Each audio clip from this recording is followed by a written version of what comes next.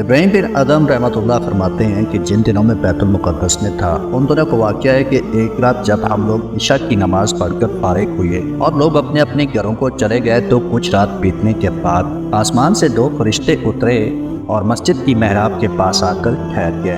ان میں سے ایک نے دوسرے سے کہا مجھے یہاں سے کسی انسان کی خوشبو آ رہی ہے۔ دوسرے نے کہا ہاں یہاں ابراہیم بن ادم ہیں۔ پہلے نے پوچھا ابراہیم بن ادم بلخ کے رہنے والے ہیں؟ دوسرے نے کہا ہاں وہی۔ پہلے نے کہا افسوس انہوں نے رب کی رضا حاصل کرنے کے لیے بڑی مشقتیں برداشت کی، مصیبتوں اور مشکلوں کے باوجود صبر سے کام لیا، حتیٰ کہ اللہ تعالیٰ نے ان کو مرتبہ ولایت عطا کر دیا، لیکن صرف ایک چھوٹی سی غلطی کی وجہ سے انہوں نے وہ مرتبہ کھو دیا۔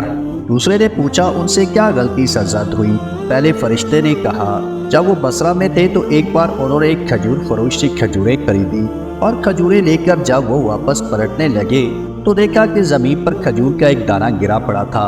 انہوں نے سمجھا شاید یہ ان کے ہاتھ سے گرا ہے، لہٰذا انہوں نے اسے اٹھایا، صاف کیا اور کھا لیا۔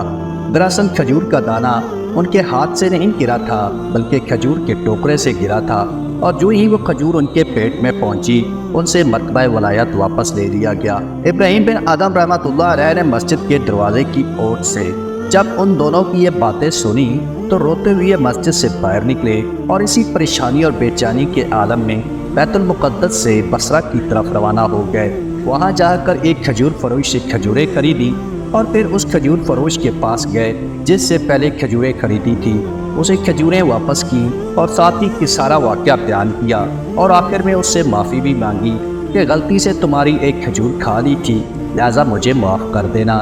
اس کھجور فروش نے اسے کھلے دل سے معاف کر دیا اور پھر رو پڑا کہ حضرت کو ایک کھجور کی وجہ سے اتنی پریشانی کا سامنا کرنا پڑا۔